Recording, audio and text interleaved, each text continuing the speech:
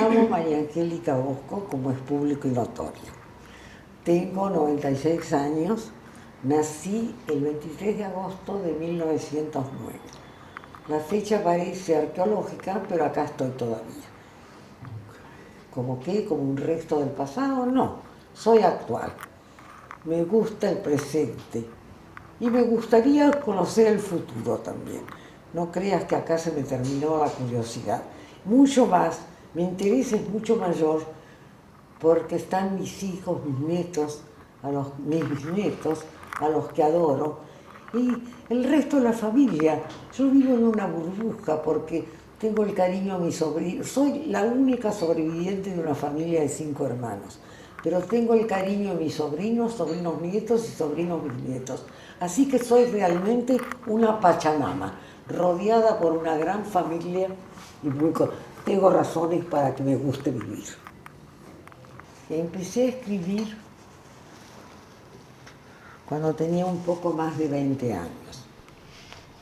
Escribí un libro de apólogos, tenía 22 o 23 años, escribí un libro de apólogos y después uno de cuentos al año siguiente. El libro de apólogos los dos tuvieron buena crítica, especialmente el libro de apólogos, muy buena crítica. El crítico de La Nación me auguraba un porvenir como escritora, pero los defraudí porque me casé y abandoné. Y entonces, después de 12 años, mi matrimonio fracasó. Yo fui la causa del fracaso, no digo más. Y entonces me separé y retomé la carrera de escritora. Por consejo, siempre de un amigo de la familia, el doctor Horacio Dobranich, juez, que desde muy joven había visto en mí capacidad de escritora. Y cuando me separé, me había alentado mucho en mi primera versión, digamos, y cuando me separé me volvió a alentar para que retomara la carrera. Y ahí fue cuando empecé con cuentos en las revistas de mujeres, y después la novela policial, que nació así. Me dijo un día Horacio Dobranich, me dijo, ¿por qué no te animás a escribir? Le encantaban las novelas policiales. ¿Por qué no te animás a escribir una novela policial? Le digo, bueno, hay que pensarla. Porque la idea de escribir una novela policial me gustaba, porque yo no me sentía segura de encontrar un tema que tuviera trascendencia. No me interesaba quejarme de la vida como suelen hacer los autores en su primera novela, me interesaba escribir algo que interesara. Y pensé, ya que seguramente no voy a encontrar el tema trascendente, si elijo un tema policial, encuentro un tema interesante. Y no aburrir al lector me parece una condición fundamental por decoro intelectual. Así que, bueno, Horacio me propuso: un borracho llega a su casa y baja en el ascensor un muerto. Y baja un cadáver en el ascensor. Y digo, qué lindo, pero hay que escribir la novela. Y la escribí. Y la mandé. ¿Le conté o sabe cómo fue la cuestión del concurso? Bueno, yo estudiaba interpretación con Magdalena Ruñazu, que era una jovencita en ese tiempo. Y nos preparábamos para los exámenes en la casa de ella. Y entonces, ella y Alejandro, su hermano, que había escrito una novela policial, publicada con seudónimo en NC, ella y Alejandro me dijeron que por qué no presentaba la novela policial al concurso de NC. Digo, ¿pero es un concurso de novelas policiales? No, pero a lo mejor tiene cabida. Andé a hablar con Frías. Frías era el gerente de NC. Bueno, fui en nombre de ellos y Frías me dijo, ni la menor chance, no se moleste. Entonces, volví a lo de a lo de los Ruiz Azul, le dije a Magdalena y a Alejandro, no tiene chance. Y ellos me contestaron, pero no seas vanidosa, ¿qué chance crees que vas a tener? Presentate igual y después se puede averiguar a través de los jueces qué piensan de tu novela. Bueno, entonces decidí presentarla y la llevé el día del cierre, sin saber que era el día del cierre, porque entre todo esto se me fue atrasando. La llevé, llegué el día del cierre, yo soy muy desprolija, entonces me dijeron que así no podía ser, que tenía que organizar mis carpetas, que buscar una imprenta. Tantas idas y vueltas, yo dije, yo busco la imprenta, si la encuentro a la tercera cuadra la presento, si no la encuentro a la tercera cuadra la tiro al canasto. En la segunda cuadra apareció la imprenta. Entonces me metí con las carpetas en la imprenta y dije, arreglen esto que va a ganar un concurso. como si estuviera digitado. Bueno, la arreglaron, la llevé al cierre y cuando yo creía que cerraba el concurso, me llama Frías y me dice, ¿cómo está señora Gil? Porque yo figuraba con mi apellido de casada en ese momento. Digo, muy bien, ya sabe la noticia, ¿qué noticia? Usted ganó el segundo premio que sí.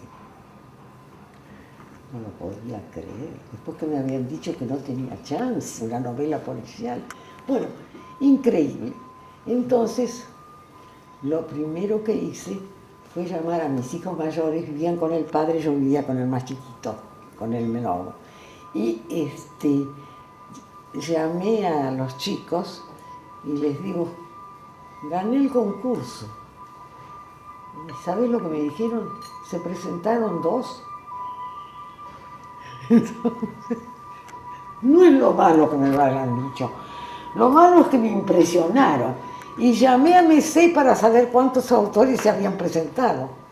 Y me dijeron 138, entonces yo dije, no, lo ganó de veras, lo llamé a los chicos, no, miren, lo he ganado de veras, lo gané entre 138. Bueno, así fue como empecé mi carrera. Y bueno, ya a los pocos meses de ganar este premio, murió mi marido. Para mí fue una impresión me pareció desastroso que la solución, porque estábamos en juicio de divorcio, que la solución fuera esa, fue la peor solución del mundo. Así que realmente me aplastó, pero decidí seguir con la carrera.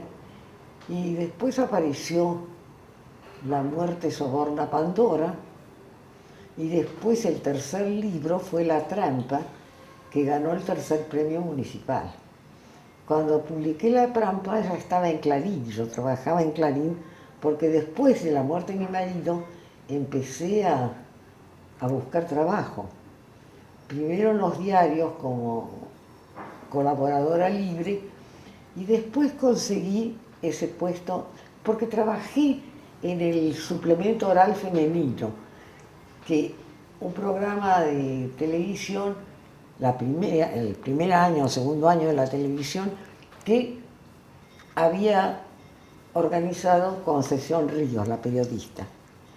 Y yo publiqué ahí, y de ahí cuando el programa se levantó, a través de la misma Concepción Ríos conseguí trabajo en Clarín, en el suplemento literario, como secretaria del suplemento literario. Y entonces ahí empecé mi carrera de periodista. 4 años, no, ¿cuántos años estuve trabajando en Clarín? Como 4. Y después, Clarín era muy desigual en los despidos y que, bueno, también a mí me tocó, a pesar de que el suplemento literario lo manejaba yo, tanto lo manejaba yo que cuando me fui a Nueva York a visitar a mi hija mayor, porque en el interín Pirita se había casado y vivía en Nueva York. Cuando yo fui a visitarla a Nueva York, les dejé a León Boucher, que era el director del suplemento, los 4 suplementos armados, más uno por si el avión se caía a la vuelta. De modo que tenía el suplemento, tenía todo el trabajo. Bueno, pero eso no sirvió. Me acuerdo que Marisa Martínez Corralán, que trabajaba también en Clarín, me decía, ¿por qué te matas tanto? Si las empresas aprovechan a la gente y los exprimen como los leones y limones y después los tiran. Cosa que tenía razón. Pero en fin, yo lo hacía por vocación de servicio, me gustaba.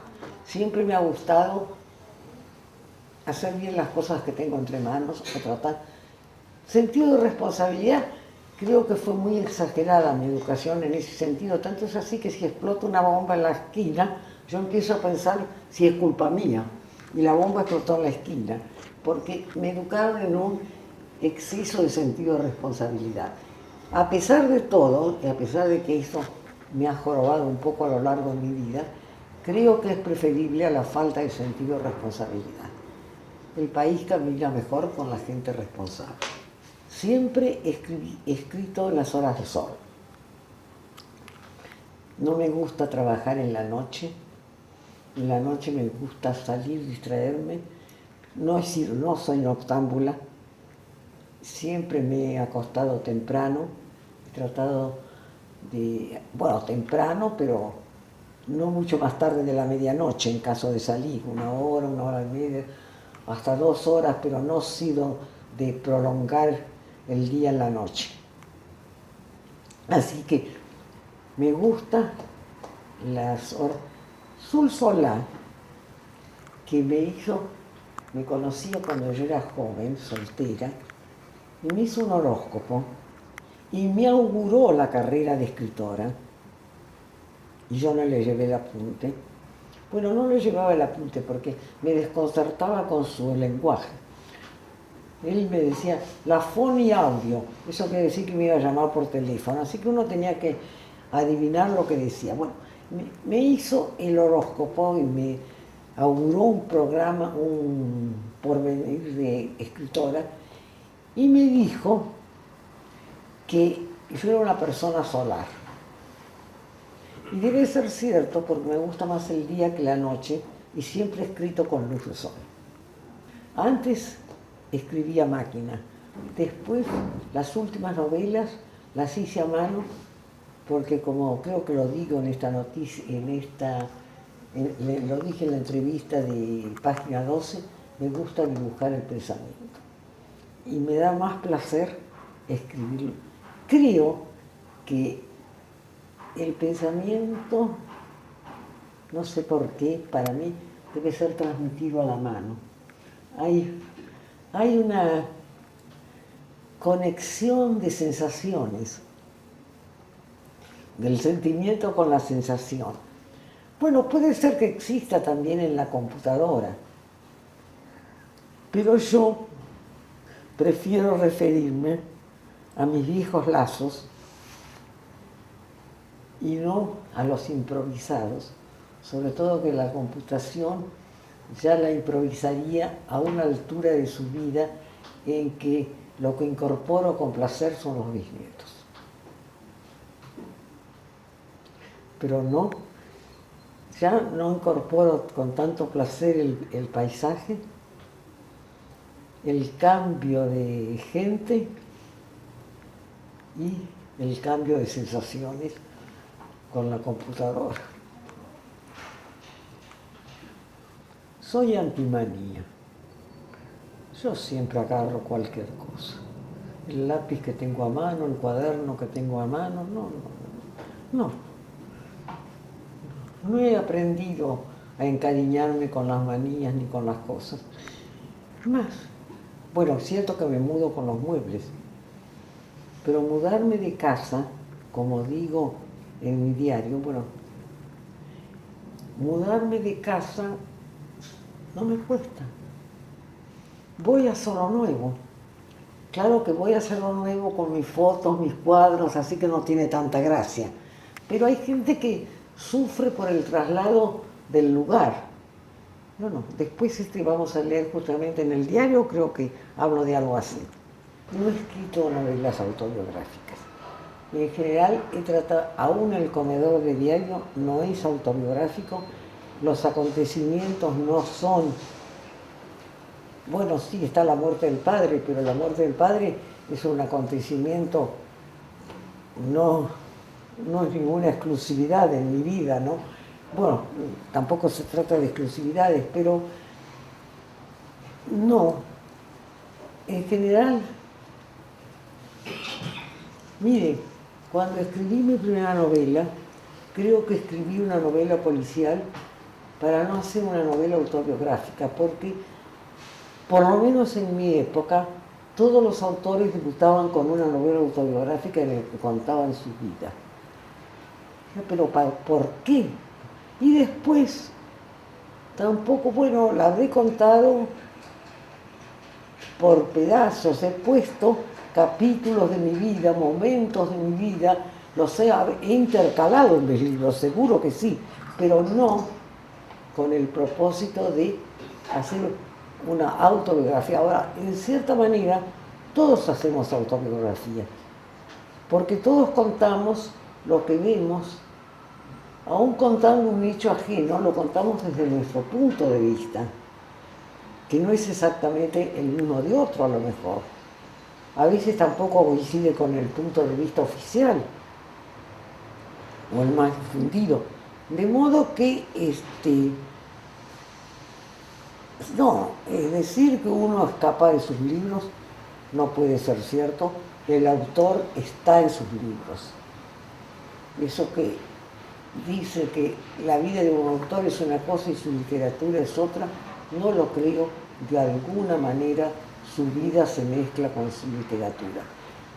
Cuando gané el premio en con La muerte baja en el ascensor, el portero de la casa, yo vivía con mi hijo menor, en aquel tiempo estaba separada de mi marido, los dos hijos mayores vivían con el padre porque no los había querido sacar de su hábitat y ya eran grandes y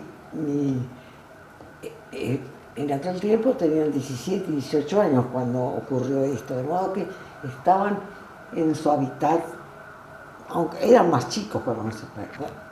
Pero y el portero me toca el timbre, me dice: usted escribió una novela policial, ganó un premio con una novela policial. Sí, Enrique, ¿cómo lo supo? Por el diario.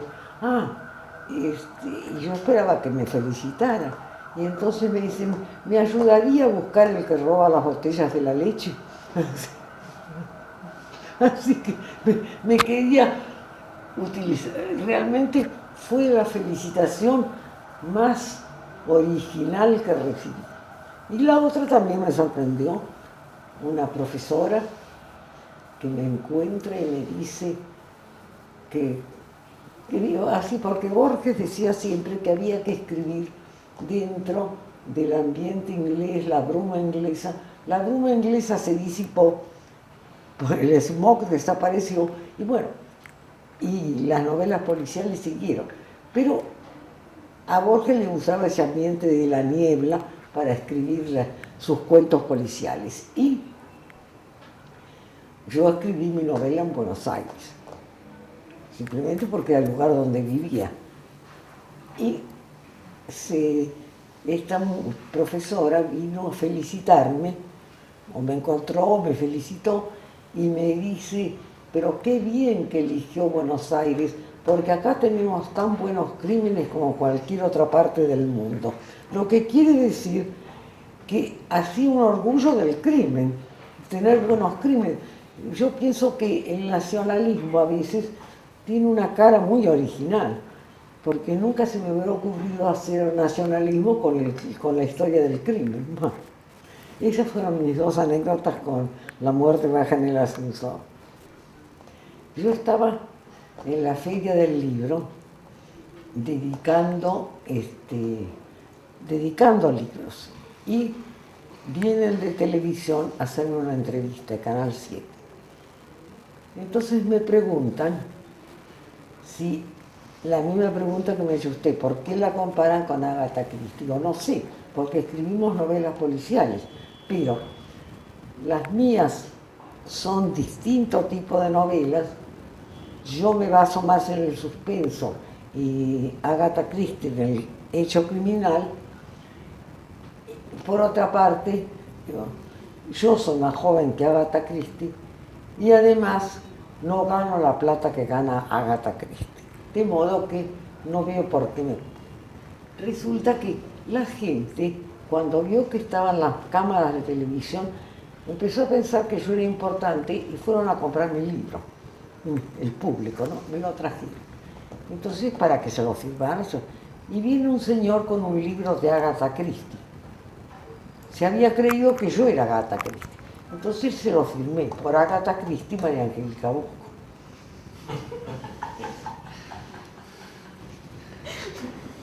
Que no me iba a enojar. Para mí es constante estar fantaseando. Me acuerdo, una vez, tenía alrededor de 53, 54 años. Estaba enferma con una pleuresía y me atendía el padre de una amiga de mi hija, que éramos amigos míos también, el doctor Dobre, que era muy buen especialista en enfermedades pulmonares. Bueno, me dice que que descanse, que tengo que descansar, que no trabaje. Entonces, cuando vuelve me había sido la fiebre. Es extraña. Y me pregunta si yo había trabajado, si me habían... No, estuve pensando en mi novela nada más. ¿Usted cree que eso no es trabajo? Entonces, pero digo, dígame, ¿y cómo hago para dejar de pensar? Le dije yo a Dobre. Y entonces me dice, sí, eso es lo difícil con los enfermos como usted. Es muy difícil atenderlos porque nunca van a dejar de pensar. Entonces usted pregunta, ¿qué hace? La imaginación está ahí, trabaja todo el día. No me da vacaciones.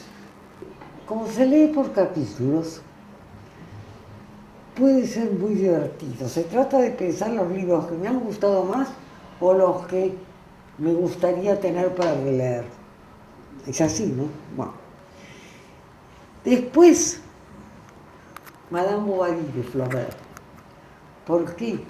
Bueno, a Don Quijote no lo comento, ¿no? Ya sabemos. Madame Bovary, por la pulcritud con que está escrito, tan precisa, y porque el personaje está muy bien en sus amores, sus aventuras, y también me impresiona, por ejemplo, el personaje del marido, de Charles Bovary, que es tan irreal como ella, porque si ella es irreal al soñarse el amor, ese ideal que no le puede dar ese marido, ese amor ilusión, Charles Bovary vive una ilusión con ella.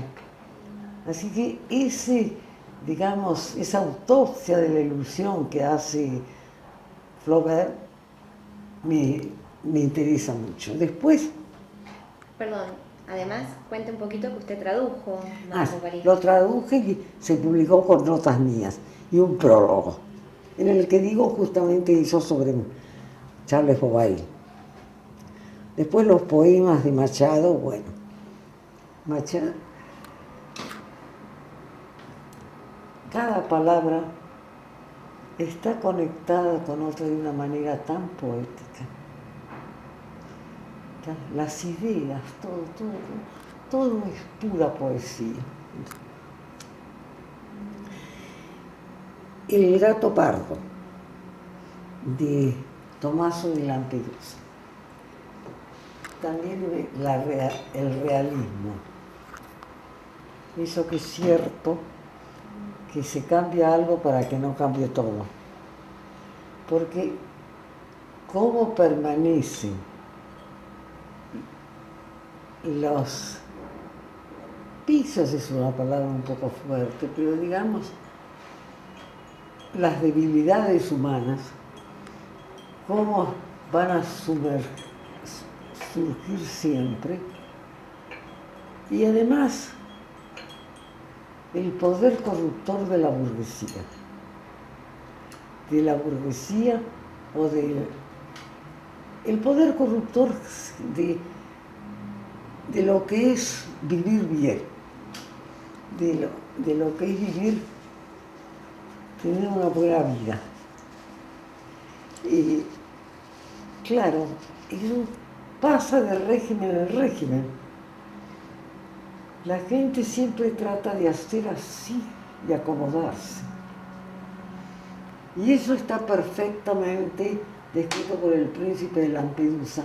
Además me conmueve la historia tan triste de este hombre que murió ignorando su capacidad de escritor.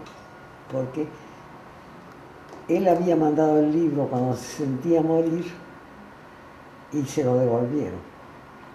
Y la mujer lo mandó entonces, pero mandó creo que otra de las versiones, y esa fue. Él mandó la última y la mujer mandó la primera, y esa fue la que se fue publicada. El poder y la gloria de Graham Greene.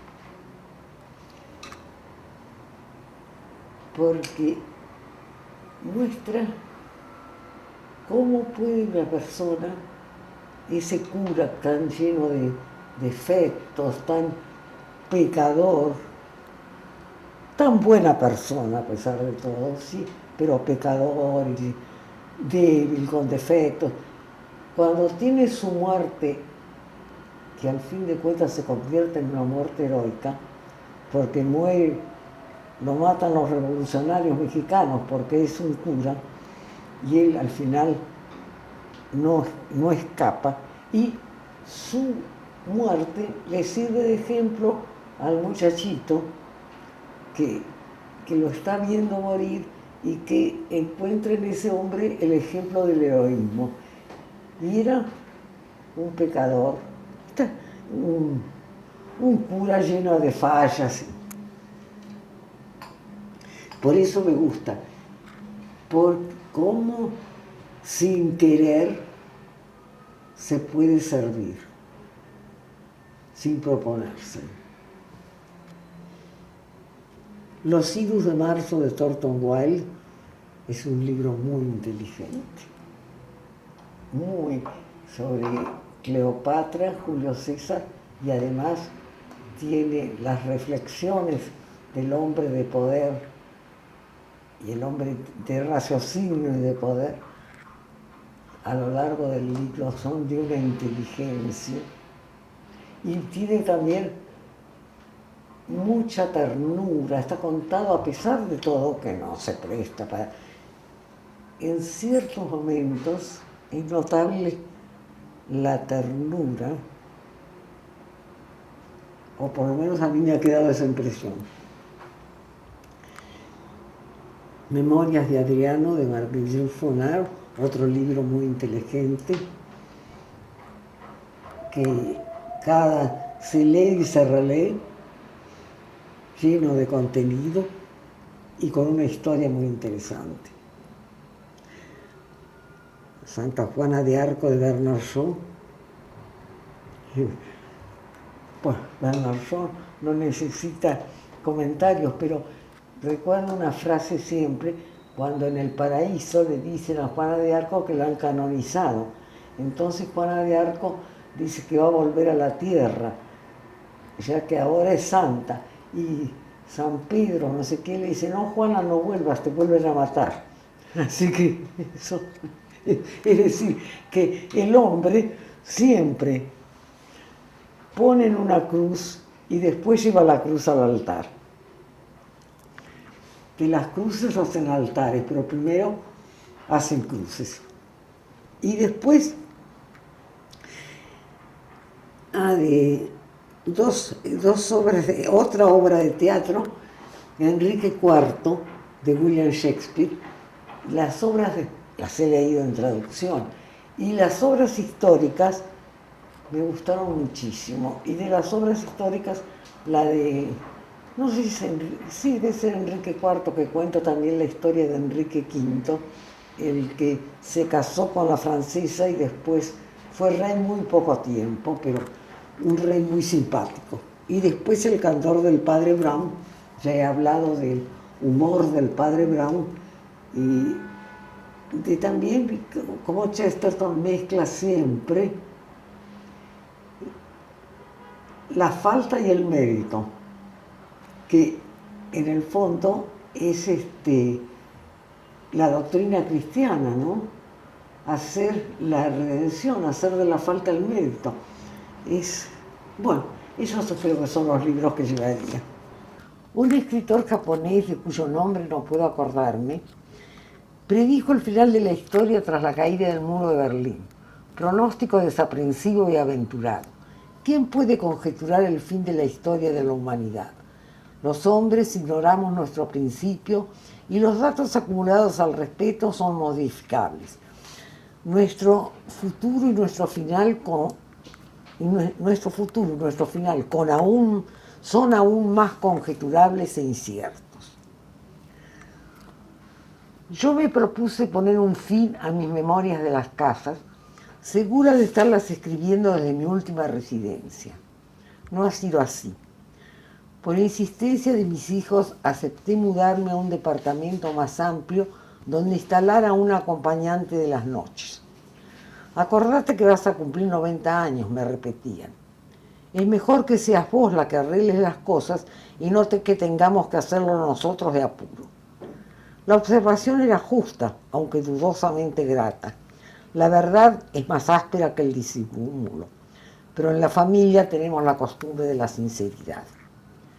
Y aquí estoy, en Santa Fe 2644, 10C, operación inmobiliaria y mudanza mediante, dispuesta a escribir, ya no mis memorias, que no alcanzarán a fatigar el tiempo, sino el registro de mis impresiones. Sentí un amor a primera vista por este departamento. Debo ser una mujer infiel, me dije. En los días que transcurrieron entre la firma del boleto y mi instalación aquí, deshice sin nostalgias las nostalduras de casi 27 años en la Prida 1178, noveno 80, más entregada a planear que a añorar. Al fin y al cabo, me repetía para justificarme, me llevo lo que me importa, las fotos, los libros, las plantas, los muebles, cambio nomás el paisaje y el nuevo me gusta. Los recuerdos, ellos están en mí, conmigo, no pegados a las paredes. Si alguna vez vuelvo a esta casa, ya no será la misma. A las casas les pone el alma quien las habita, no los ladrillos. Un previo conocimiento a través de los libros, las fotos, los cuadros, vuelve familiar la visión del original de un monumento, palacio u obra de arte cuando lo vemos por primera vez. Necesitamos de ese contacto para acercarnos mejor. Por lo contrario, una casa cuyo aspecto ha cambiado se nos aleja en la emoción. Así me fui sin mirar atrás. Ya he dicho que no corro el riesgo de convertirme en estatua de sal. En lo material, en lo afectivo, le tiro el chico lejos a la mujer del otro. Sigo. Me instalé aquí el 12 de diciembre del año pasado. En la mudanza me acompañaron Piri y Mercedes, mi actual acompañante. Con Piri pusimos humor en las alternativas del traslado.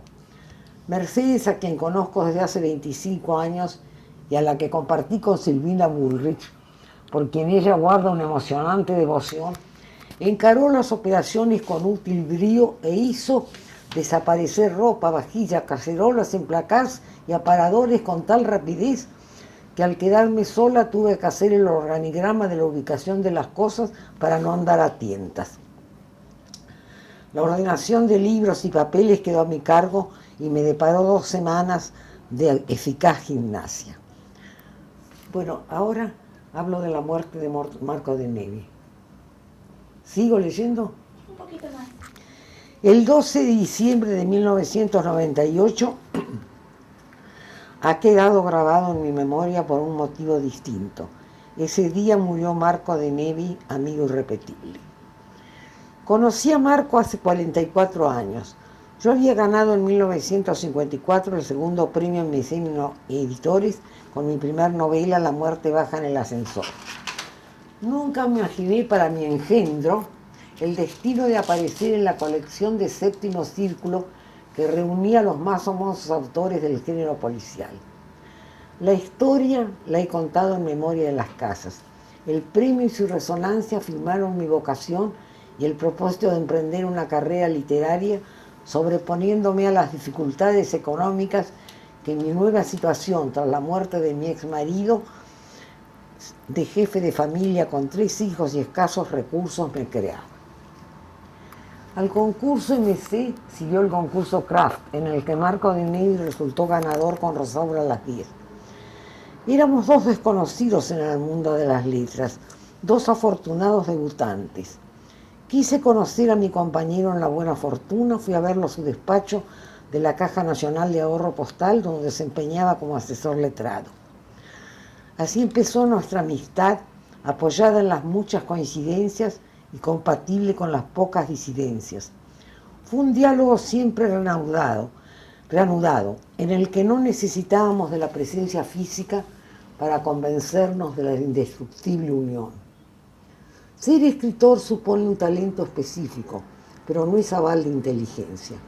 Marco era notablemente inteligente, abarcaba al hombre en el ser y el estar, lo honraba, destinándolo a la dignidad. No toleraba las injusticias que denigran la condición humana. Elegía sus criaturas de ficción entre los carenciados y los feos. Se consideraba uno de estos, error desmentido por la luz de su expresión, por su vivaz genialidad siempre alerta, y los engrandecía con la comprensión. Rápidamente, a los feos los engrandecía con la comprensión. Rápidamente fue acumulando éxitos y premios. En su juventud y en su madurez, el mundo lo atrajo. Lo deslumbró la vida nocturna, a la de que dedicó Madonna de la Noche, uno de sus últimos libros. Cuando se mudó al departamento Belgrano después de las sucesivas muertes de 3 de sus 4 hermanas y de la venta de la casa familiar en Sespeña, se recluyó en sus libros, sus cuadros y la música, pasión compartida con la lectura. Se apegó al rencor. Vivía solitario pero no aislado. Dejaba que el mundo entrara en su casa a través de su inagotable interés por la vida del otro. Los amigos le visitábamos, a él le encantaba dialogar. Tuve la suerte de ser uno de sus interlocutores válidos. Proyectaba que dialogáramos en un programa radial, proyecto que no cojó. Sé que mi nombre figura entre los 8 de los que llamó a sus amigos en una carta escrita en los días finales. La enfermedad que lo derrumbó, un cáncer de colon, se manifestó a mediados del año pasado. Hizo crisis en agosto, una violenta crisis que determinó una operación de urgencia. 2 semanas después estaba de vuelta en su casa, su cable a tierra. La aparente recuperación nos ilusionó a los amigos. Fue sorpresa para nosotros, pero no para los médicos que conocían el avance de la enfermedad, una segunda crisis seguida de una segunda intervención quirúrgica. Aunque él mantenía en tenue el ánimo, no pudimos engañarnos esta vez. Volvió a casa para morir. Los calmantes atenuaron los sufrimientos del final. Fui a visitarlo al policlínico bancario 2 semanas antes del fin. Estaban prohibidas las visitas, pero la enfermera de turno insistió en hacerme pasar, recomendándome que evitara cansarlo. Antes de cruzar la puerta, me desprendí de mi aflicción. Me propuse ser natural y no componerme una naturalidad. Creo que lo logré. Te traigo una buena noticia, dije al besarlo. Acabo de escuchar por radio que los ingleses no reconocen la impunidad de Pinochet. A Marco se le iluminaron los ojos. Me alegro, opinó. Es una noticia que vale la pena. Su interés por las cosas del mundo no amainaba, pero sus fuerzas tenían corto vuelo. Enseguida se adormeció, yo me retiré, prometiendo visitarlo en su casa, donde estarás pronto, le dije. Volvió a los 2 días, pero las visitas fueron desaconsejadas. Fui elegida para hablar en nombre de los amigos en el entierro. Me dirigí a él para agradecerle lo mucho que nos había dado. Para nosotros fuiste un don, dije al terminar. Está bien, ¿no?